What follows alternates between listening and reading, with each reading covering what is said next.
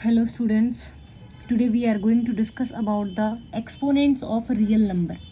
ये second chapter है 9th class की बुक का, ठीक है। क्योंकि हम बेसिक्स पढ़ रहे हैं तो हमने शुरुआत में पढ़ा था, सबसे पहले हमने पुरानी वीडियोस में हमने पढ़ा है अभी तक नंबर सिस्टम में हमने क्या पढ़ा है, नेचुरल नंबर क्या होते हैं, rational, irrationals, integers, whole number और रैशनल को मिला के जो बनता है रियल नंबर, पूरा हमने नंबर सिस्टम पढ़ा। फिर हमने पढ़ा फ्रैक्शंस को कैसे डेसिमल में कन्वर्ट करते हैं, डेसिमल को कैसे फ्रैक्शन में कन्वर्ट करते हैं। फिर हमने पढ़ा कि हमारे पास कुछ वैल्यूज़ ऐसी होती हैं कि भाई हम उनको मतलब कि कुछ वैल्यूज़ ऐसी होती है जैसे कि जिनका डेसिमल नंबर की बात करें तो हमारा नॉन रीअकरिंग और नॉन कैसा रहता है, टर्मिनेट होता है या नहीं टर्मिनेट होता, उन सब के बारे में हमने डिस्कशन किया, ठीक है। अब हम यहाँ पे पढ़े हैं सेकंड चैप्टर में पढ़ेंगे exponents of real number. Real number किससे बनता है, रैशनल और इरेशनल से। रैशनल नंबर कौन से होते हैं, जिनको पी बाई क्यू की फॉर्म में लिख सकें, और इरेशनल जिनको पी बाई क्यू की फॉर्म में हम नहीं लिख सकते। अब एक्सपोनेंट की बात करते हैं। अब एक्सपोनेंट का मतलब क्या है, देखो ए की पावर एन, यहाँ पे ए क्या है, ए कोई भी एक रियल नंबर है और एन क्या है, यहाँ पे कोई भी एक पॉजिटिव वैल्यू रहेगी और इंटीजर है, positive integer. That means either value कैसी रहेगी हमारे पास 1 2 3 एंड सो ऑन, मतलब कि इंटीजर पॉजिटिव इंटीजर लेके चले हम। अगर ऐसी वैल्यू रखी हुई है ए की पावर एन, इसको कहते हैं हम nth पावर ऑफ ए। क्या रहेगा ये, nth पावर ऑफ ए। यहाँ पे बेस कौन है, ए की बात करें तो वो क्या हो जाएगा हमारे पास बेस। इस बेस की पावर है एन को कह देते हैं हम एक्सपोनेंट। एक्सपोनेंट किसका है, ये nth पावर ऑफ ए, मतलब एक्सपोनेंट बेस हमारा ए हो गया, ठीक है। तो जैसे कि हमें डिफाइन करना है ए की पावर 2, तो इसका मतलब क्या होगा, ए मल्टीप्लाई ऑफ ए की पावर एन, तो ए के कितने फैक्टर हो जाएंगे, एन टाइम्स एन फैक्टर। कोई भी वैल्यू लिखी हुई है, जैसे हमसे पूछ लिया 2 की पावर 3 निकालो, तो 2 मल्टीप्लाई 2 कितना आ जाएगा, 8 हो जाएगा। 3/2 की पावर क्यूब निकालने कहा है तो क्या आएगा, 3/2 multiply of 3/2 multiply of 3/2, 27/8 value हो जाएगी। अब हम पढ़ते हैं कि अगर किसी नॉन जीरो नंबर की पावर 0 हो तो उसकी वैल्यू क्या रहती है, हमेशा 1 रहती है। एक ऐसा है हमारा नॉन जीरो है, किसी भी नॉन जीरो नंबर की पावर 0 हो तो उसका आंसर आता है 1। जैसे कि 3 की पावर 0 तो आंसर क्या आएगा 1, 5 की पावर 0 तो आंसर क्या आएगा 1, 7 की पावर 0 आंसर क्या आएगा 1। बताते 0 की पावर 0 ये हमारे पास अनडिटरमाइंड फॉर्म होती है, इसके बारे में मैं डिस्कशन नहीं करेंगे। हमने सिर्फ ये कहा है कि अगर बेस हमारा नॉन जीरो हो और उसकी वैल्यू यहाँ पे 0 दे रखी है, एक्सपोनेंट उसका 0 है, तो वैल्यू आंसर क्या आएगा 1। अब अगर ये पॉजिटिव की जगह पे अगर ऐसे हो ए की पावर -n, दैट मीन्स ए हमारे पास बेस है, कोई भी एक रियल नंबर है, एन हमारे पास नेगेटिव इंटीजर हो जाए तो क्या हो जाएगा इसका answer is equal 1/an। Simply हम लिख सकते हैं, जैसे कि 5 की वैल्यू -3 पूछिए तो क्या आ जाएगा 1/5 की power 3, that means 1/5 into 5 into 5 कितना हो जाएगा 1/125। पूछा है 3/2 की वैल्यू -2 निकालो तो क्या आ जाएगा 1/3/2, पावर नीचे जाएगी तो पॉजिटिव, तो 1/3/2 को हमने कर लिया 2 बार मल्टीप्लाई 1/9/4। जब इसको हम सिंप्लीफाई करेंगे तो इसको लिख सकते हैं हम, ये न्यूमरेटर और ये पूरा डिनोमिनेटर, इसको इसकी फॉर्म में बनाएंगे तो 1/1 लिख सकते हैं, और ये 9/4। इस केस में हम जब फ्रैक्शंस को सॉल्व करते हैं तो फर्स्ट की लास्ट से मल्टीप्लाई होती है, मिडिल टर्म्स आपस में मल्टीप्लाई करते हैं, तो 1 × 4/1 × 9, तो आंसर क्या आ जाएगा 4/9, ठीक है। ऐसे ही जब नेगेटिव वैल्यूज़ हो तो मतलब उसको पॉजिटिव बना के हम सिंप्लीफाई करके निकाल देंगे। ए हमारे पास यहाँ बेस रहता है और एन होता है exponent, N is called exponent या फिर index of nth power of A, ठीक है। अब कुछ लॉज के बारे में पढ़ लेते हैं। लॉज ऑफ एक्सपोनेंट, वो भी कौन सा एक्सपोनेंट, इंटीग्रल एक्सपोनेंट, ठीक है। पहला रूल, ए की पावर m इंटू ए की पावर n हो तो क्या हो जाता है बेस सेम है और एक्सपोनेंट की वैल्यूज दे रखी है, तो बेस सेम हो जाता है, पावर क्या हो जाती है, एक्सपोनेंट क्या हो जाते हैं, ऐड हो जाते हैं। जैसे कि 2 की पावर 4 इंटू 2 की power 1, base same power add, 4 + 1 तो क्या हो जाएगा 2 की पावर 5, कितना हो जाएगा 2 इंटू 2 इंटू 2 इंटू 2 इंटू 2, 4 4 16 32। ठीक है, समझ में आई बात। हमने सिर्फ सिंप्लीफाई कर देना है वैल्यूज़ को कि ये वैल्यूज ऐसे होंगी। अब सेकंड ला क्या कहता है, यहाँ तो मल्टीप्लाई में अगर ऐसे हो ए की पावर m अपॉन ए की पावर n, दो केस हैं, ए की पावर m यही है, इस ए की पावर n को अगर ऊपर लेके जाऊंगी मैं न्यूमरेटर में तो क्या हो जाएगा माइनस ऑफ n हो जाएगा। सेम वही रूल, बेस सेम है, पावर ऐड हो जाएंगी और n तो नेगेटिव है, तो क्या हो जाएगा इसका answer a of m minus of n।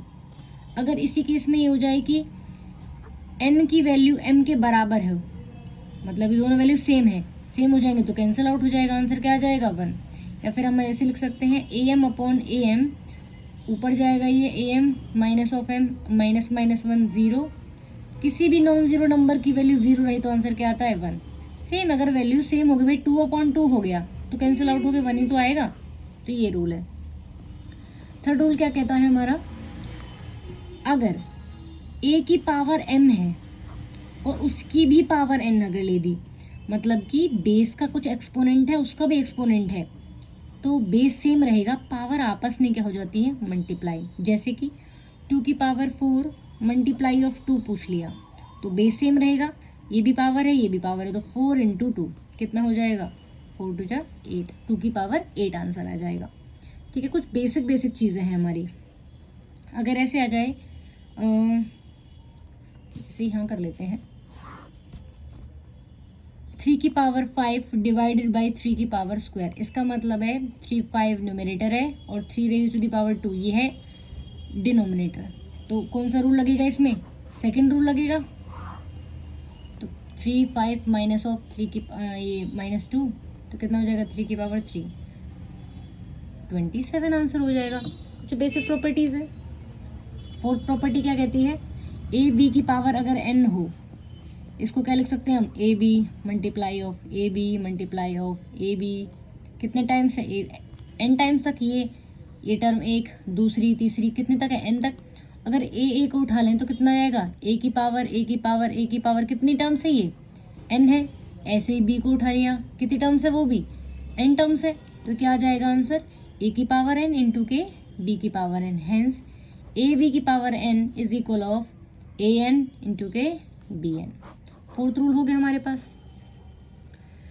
अब हम करते हैं fifth rule, a upon B raise to the power n अगर हो तो क्या हो जाएगा, सिंपली जो पावर है वो दोनों पे ऑपरेट हो जाएगी, a raise to the power n upon के b raise to the power n। अब हमारे पास एक रिमार्क आता है, हम हर एक नंबर को, कोई भी पॉजिटिव इंटीजर रहे, every positive integer can be expressed as product of prime integers. कोई भी हमारे पास कोई इंटीजर है पॉजिटिव, उसको हम एक्सप्रेस कर सकते हैं as a product of prime number. जैसे 10 हो गया, 10 कोई भी नंबर है तो 10 को हम लिख सकते हैं 2 इंटू 5, ये भी प्राइम है। 20 हो गया तो 20 को क्या लिख सकती हूँ मैं 2 इंटू के 2 इंटू के 5, 2 इंटू 2 4 4 5 20, तो इसको लिख सकती हूँ मैं 2 raise to the power 2 into के 5 रेज टू द पावर 1। किसी भी पॉजिटिव नंबर को हम प्रोडक्ट ऑफ प्राइम नंबर्स में लिख सकते हैं। अगर ऐसा हो कि हमारे पास p raise to the power a q raise to the power b, एक कोई भी नंबर है उसका प्राइम फैक्टर हमने किया और उसका प्रोडक्ट करने के बाद में वो नंबर ऐसा आ रहा है, ये नंबर हमारे पास इक्वल है p raise to the power l q raise to the power m के। तो सीधी सी बात है a की वैल्यू l के इक्वल होगी ही होगी, और यहाँ पे जो b है वो किसके इक्वल होगा, m के इक्वल होगा। ये पॉसिबल है ही है, क्योंकि भाई कोई भी नंबर है उसका यूनिक ही रहेगा प्राइम फैक्टराइजेशन, क्योंकि एक प्राइम जितनी बार उसमें रिपीट होगा तो उसमें उतनी ही वैल्यू रहेगी। पावर 2 की पावर 5 है तो 2 की पावर 5 ही रहेगी, उसमें यूनिक आता है हमारे पास। ठीक है, अब जैसे क्वेश्चंस आ जाते हैं इस तरह से, कोई भी एग्जांपल ले लेते हैं। 2/11 की पावर 4 इंटू 11/3 की पावर 2 इंटू के 3/2 की पावर 3। सिंप्लीफाई कैसे करें? 2 की पावर 4 मल्टीप्लाई 11 की पावर 4, यहाँ पे 11 की पावर 2/3 की पावर 2, यहाँ पे 3 की पावर 3/2 की पावर 3। जो भी सेम टर्म्स हैं, जैसे कि 2 की पावर 4 हो गया, यहाँ 2 की पावर 3, तो क्या लिख सकते हैं? 2 की पावर 4 माइनस 3। यहाँ पे कितना है? 11 2 अपॉन यहाँ पे कितना है? 11 4, तो 1/11 की पावर 4 माइनस 2 हो जाएगा।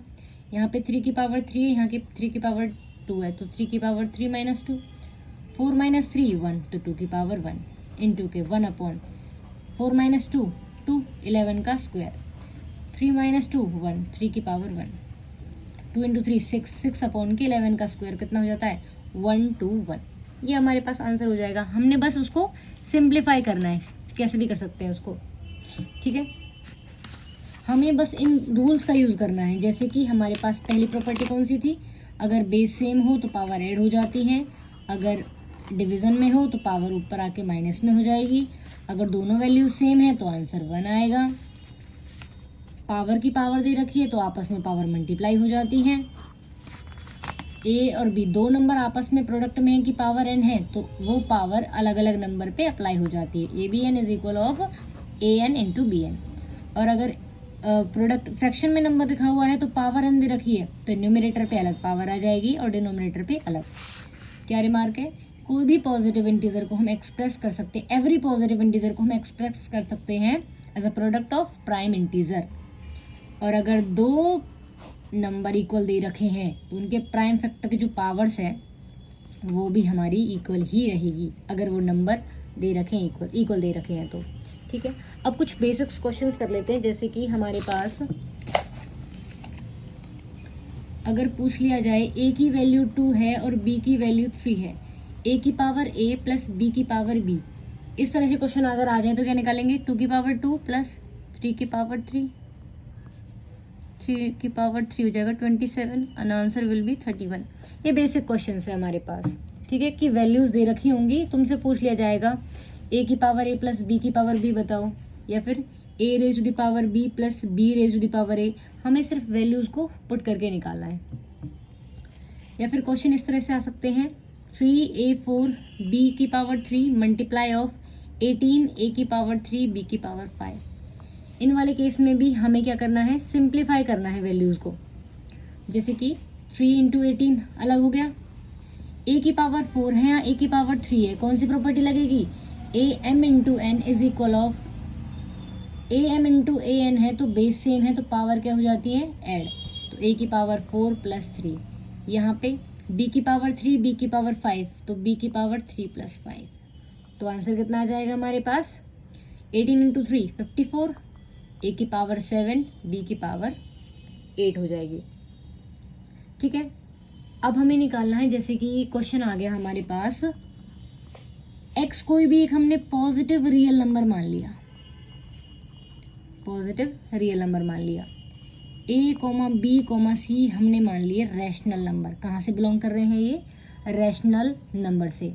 हमें प्रूफ करना है x की पावर b अपॉन x की पावर c की पावर a मल्टीप्लाई x की पावर c अपॉन x की पावर a की पावर b और x का exponent a upon x exponent b की पावर c। इसको दिखाना है कि किसके इक्वल आएगा? 1 के। हमने पढ़ा था, ये प्रॉपर्टी पढ़ी थी, a upon B raise to the power अगर n हो तो a n upon b n हो जाता है। LHS को ले लेते हैं, टेकिंग LHS, तो ये पावर हो जाएगी x की पावर b और ऑलरेडी है, इसको अप्लाई करेंगे इस पर, तो x की पावर ए बी और यहाँ पे हो जाएगा x की पावर ए सी। वैसे ही इसमें आएगा x की power b into c upon के x की पावर a इंटू बी। वैसे ही यहाँ पे x की power a into c upon x की power b into c. A b से a b cancel out, b into c से ये कैंसिल आउट, ये इससे कैंसिल आउट, आंसर क्या आ जाएगा हमारे पास? 1 आ जाएगा। हमें सिंपली बेसिक रूल्स के साथ करना है कि हमें कौन सी प्रॉपर्टी यहाँ पे लगानी है। कोई भी वैल्यू हो, हमें सिंप्लीफाई करके यही बेसिक रूल्स जो हमने एक्सपोनेंट के बेसिक रूल पढ़े हैं वही हमें अप्लाई करने हैं। जैसे अगर क्वेश्चन में पूछ लिया जाए 5 raise to the power x minus 3 into 3⁻²x minus of 8 is equal to 225। ये क्वेश्चन आ गया और हमसे पूछ ली कि find the value of x। हमने अभी रिमार्क में पढ़ा था कि p⁻a q⁻b इक्वल दे रखा है p⁻l q⁻m के। अगर दो वैल्यूज आपस में इक्वल दे रखी हैं तो जो इनकी पावर होगी, मतलब ये प्राइम फैक्टर p है, ये p है, तो इसकी पावर के इक्वल आएगी ही आएगी।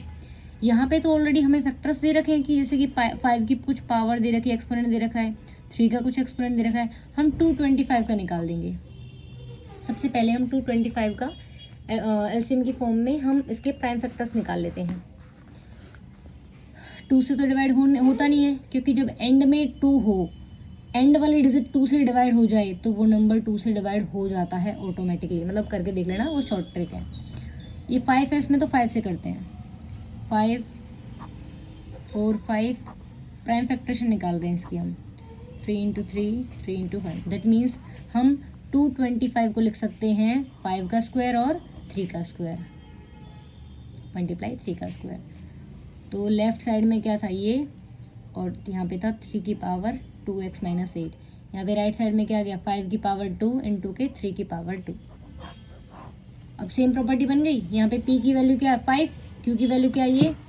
अब जब दो नंबर्स के प्राइम फैक्टर्स इक्वल दे रखे हैं तो इनकी पावर है, जो मतलब कि 5 की पावर यहाँ पे क्या है x माइनस 3, ये किसके इक्वल होगी 2 के। तो x की वैल्यू कितनी आ जाएगी 2 प्लस 3, x की वैल्यू कितनी आ जाएगी 5। किसी भी, हमें तो x की वैल्यू निकालनी थी, हमारी जो वैल्यू है वो फाइंड आउट हो चुकी है। फिर भी दूसरे वाले से हम क्या कर लेते हैं, एक बार वेरीफाई कर लेते हैं। यहाँ पे क्या 3 की power 2x minus 8 is equal, ये कितनी वैल्यू है 2, तो 2x equal 2 plus 8, 2x equal of 10। तो x की वैल्यू कितनी आ जाएगी यहाँ पे हमारी 5 ही आई है। तो हमने यहाँ से सिंप्लीफाई करके किसकी वैल्यू निकाल दी है 5 की। अब अलग से क्वेश्चन आ जाए हमारे पास, 2 x minus 5 is equal of 256। हमें x की वैल्यू निकालनी है, तो हमें 256 को पहले 2 की पावर में कन्वर्ट करना पड़ेगा। सिंपली वही फॉर्मूला एलसीएम की फॉर्म से 256, 2 1 2 8, 2 से 6 4, 2 से 3 2, 2 से 1 6, 2 से 8, 2 से 4, 2 से 2, 2 से 1, तो 1 2 3 4 5 6 7 8, कितनी होगी 2 की पावर 8। तो 256 की जगह पे मैं क्या लिख सकती हूँ 2 raise to the power 8। Base same भाई, अगर a की power l is equal of a की पावर 9 दे रखी है, दोनों टर्म्स इक्वल है, तो बेस तो सेम है, तो जो एक्सपोनेंट है वो भी आपस में क्या रहेगा कि ऑब्वियसली इक्वल रहेगा। ठीक है, तो यहाँ पे बेस सेम है, तो ये एक्सपोनेंट किसके इक्वल रहेगा, that means x minus 5 is equal of 8। हमें किसकी वैल्यू निकालनी है x की, तो 8 प्लस 5 कितना आ जाएगा आंसर 13। तो x की वैल्यू कितनी आ गई हमारे पास यहाँ 13 आ गई। ठीक है, कोई भी क्वेश्चन हो जिसमें वो हमें दिख रहा है कि इक्वल दे रखी है, तो उसका हमें इस तरह से एक्सप्लेन करना है, मतलब उसका हमें बेस उस बेस में लिखना है जिसमें हमारी लेफ्ट साइड दे रखी है।